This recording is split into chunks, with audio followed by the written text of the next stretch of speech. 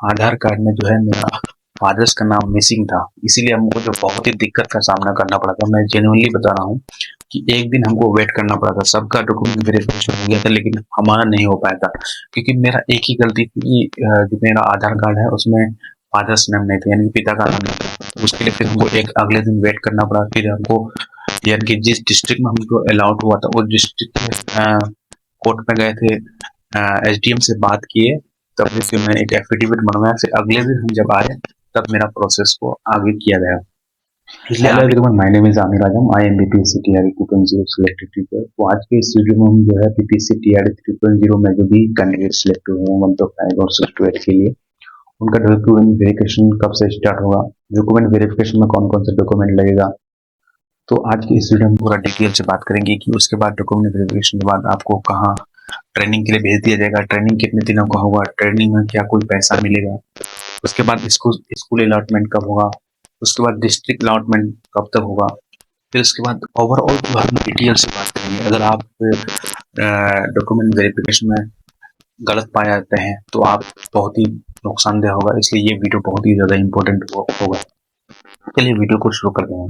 सबसे पहले बात करते हैं बीपीएससी टीआरई 3.0 का है 1 to 5 और 6 to 8 का रिजल्ट घोषित हो चुका है। तो उसमें सबसे पहले मैं 1 to 5 6 to 8 के सभी कैंडिडेट को कांग्रेचुलेशन बोलता हूँ, बधाई देता हूँ कि बहुत ही खुशी की बात है कि आप सिलेक्ट हुए हैं।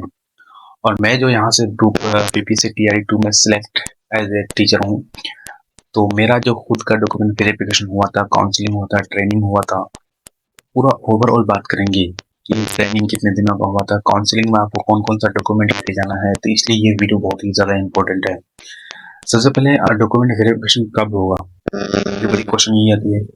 हमारे जो अपर मुख्य सचिव है तो उन्होंने यही कहा है कि हेड टीचर और हेड मास्टर साथ साथ बीपीएससी टीआरई 1 to 5 सब्जेक्ट के जो चयनित हुए हैं तो उनका डॉक्यूमेंट वेरिफिकेशन जो है दिसंबर, लास्ट वीक ऑफ दिसंबर से स्टार्ट हो जाएगा। इसलिए अभी से आपको क्या है सभी डॉक्यूमेंट को रेडी रखना है।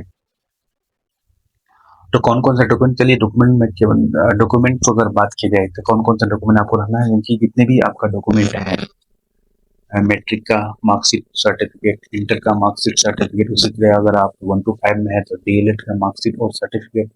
सर्टिफिकेट में अगर आपको अभी ओरिजिनल सर्टिफिकेट अगर नहीं मिला है तो आप उसकी जगह प्रोविजनल ले जाइएगा। अगर प्रोविजनल की जगह आपको ओरिजिनल है तो ओरिजिनल लेके जाइएगा।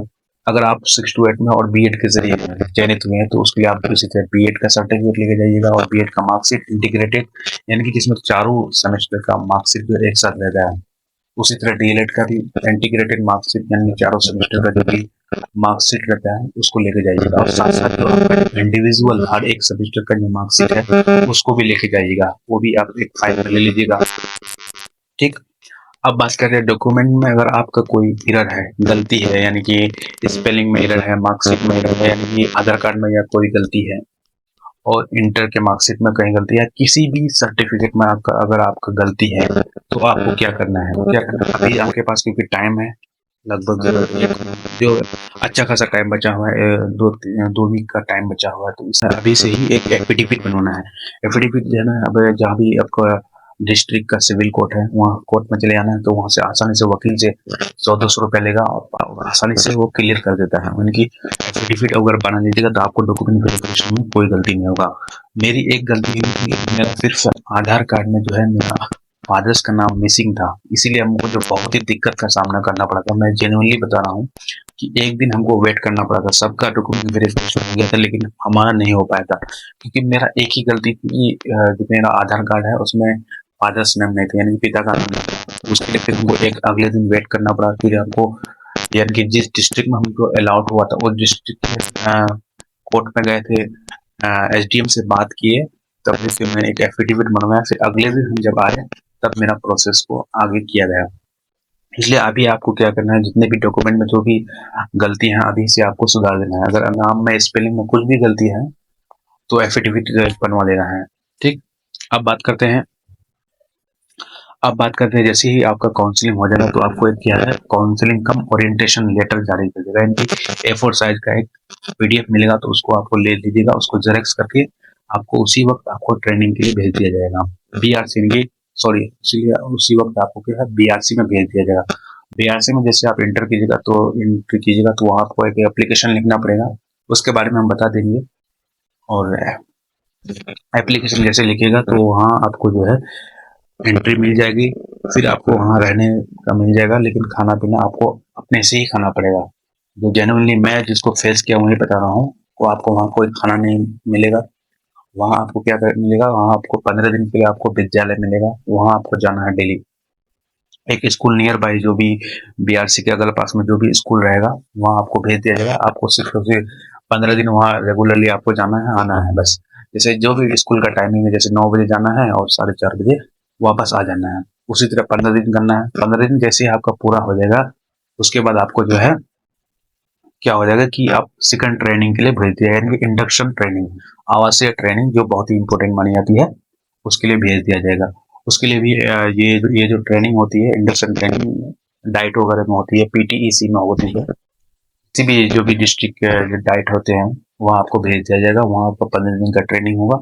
उस ट्रेनिंग में भी आपको कोई नहीं कोई रुपया मिलेगा, भले ही आपसे जो है सभी डिटेल्स ले लेंगे, अकाउंट नंबर ले लेंगे, आधार कार्ड ले लेंगे, सब कुछ डिटेल ले लेंगे, लेकिन आपको पेमेंट नहीं आएगा अभी तक, उस वहाँ भी आपको कोई पैसा नहीं मिलेगा। इसलिए ये जो चीज़ है, पैसा आपको पहले से ही जुगाड़ कर लेना है, 5-10 हज़ार जो भी खर्चा रहेगा, क्योंकि कम से कम 1 माह काउंसलिंग के बाद आपको जो है लगभग 15 दिन का स्कूल जाना पड़ेगा, स्कूल टैग विद्यालय में जाना पड़ेगा, फिर 15 दिन आपको ये डाइट डाइट ट्रेनिंग के लिए भेज दिया जाएगा। इसलिए 1 माह कम से कम आपको उसी तरह आपको पैसा जोड़ के ले लीजिएगा, घर से निकल जाइएगा, ठीक।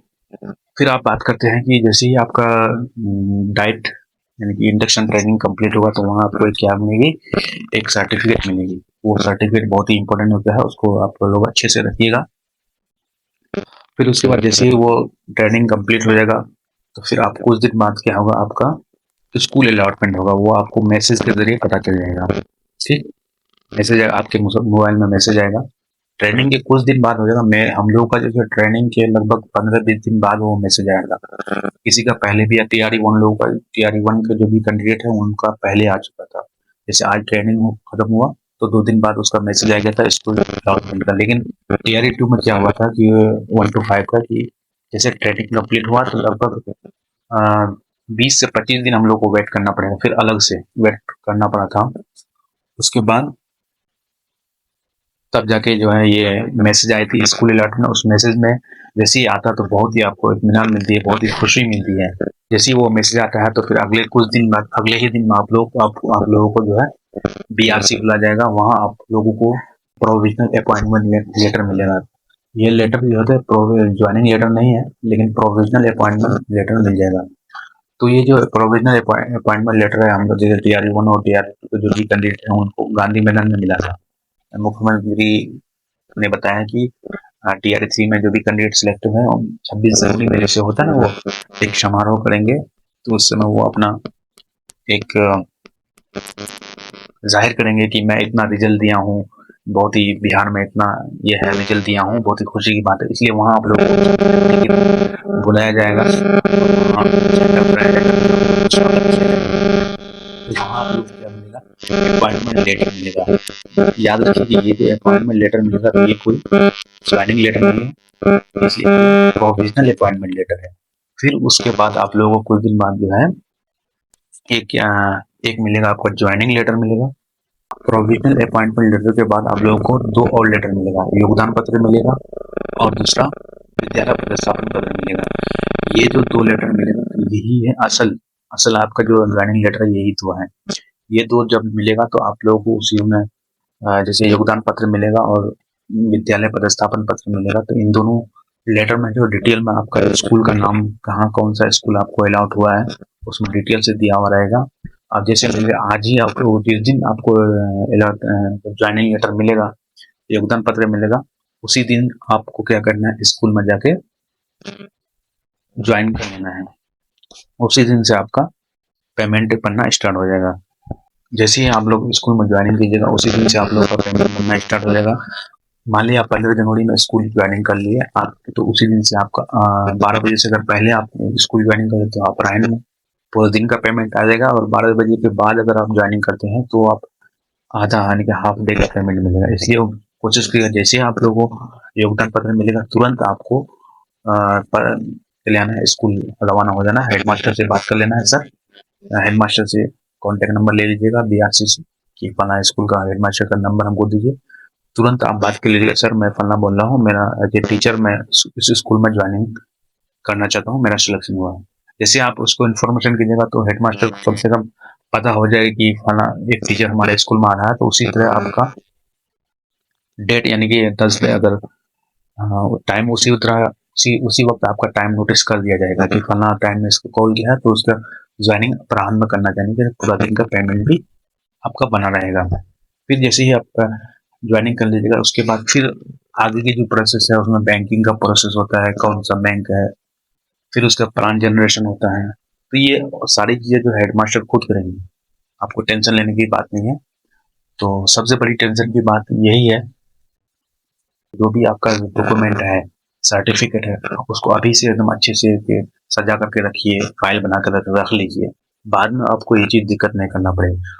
और सबसे इम्पोर्टेंट बात यह है कि इसमें जो भी डॉक्यूमेंट में अगर आपका स्पेलिंग एरर है, स्पेस में मार्कशीट में कुछ नाम में एरर है, फादर्स नेम में कुछ गड़बड़ी है, मदर्स नेम में स्पेस की गड़बड़ी है, जो भी आप गड़बड़ी है तो उसके लिए आपको जो है नियर बाय सिविल कोर्ट जो रहेगा, डिस्ट्रिक्ट सिविल कोर्ट से कम आपको फिलहाल सिविल कोर्ट बनवा लेना है, यानी कि एक एफिडेविट जरूर बनवा लेना है। उससे क्या होगा कि आपको काउंसलिंग में दिक्कत नहीं होगी। अगर आपको काउंसलिंग में पकड़े जाते हैं कि आपका आधार कार्ड में नाम अलग है और मार्कशीट में अलग है, तो अगर वो आप एफिडेविट दिखा देंगे तो आपको वो मतलब परेशानी का सामना नहीं करना पड़ेगा। मैं खुद उस परेशानी से गुजरा हूँ, इसलिए मैं ऑनेस्टली ये बात बता रहा हूँ। काउंसलिंग से रिलेटेड यानी डॉक्यूमेंट वेरिफिकेशन से रिलेटेड अगर कोई भी डाउट अगर आपके जहन में है तो प्लीज़ कमेंट में ज़रूर हमको बताइएगा। मैं कोशिश करूँगा कि आपका कमेंट का रिप्लाई करने का। अपनी जो भी डाउट है प्लीज़ अपने मन में नहीं रखिएगा, क्योंकि ये आपकी ज़िंदगी के सवाल है। ठीक है, अगर आप काउंसलिंग में किसी तरह आप छट जाते हैं तो बहुत ही नुकसान का सामना पड़ेगा। एक तरह से बहुत ही रिग्रेट होगा। आप मेहनत से एग्जाम को क्रैक किए हैं, फिर अगर आप काउंसलिंग में किसी तरह से छट जाते हैं तो बहुत ही टेंशन की बात है ना।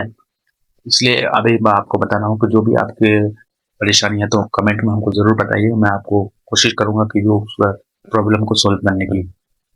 और और आप सबसे एक रिक्वेस्ट है कि और चैनल पे अगर न्यू है तो प्लीज़ सब्सक्राइब जरूर कीजिएगा। मैं इसी तरह की और भी वीडियो लाते रहूँगा। जो भी आपका क्वेरीज है अपने कमेंट में ज़रूर बताइएगा, मैं उसको रिप्लाई देने की कोशिश करूँगा। चलिए मिलते हैं फिर नेक्स्ट वीडियो में, तब तक अपना ख्याल रखिए। जय हिंद।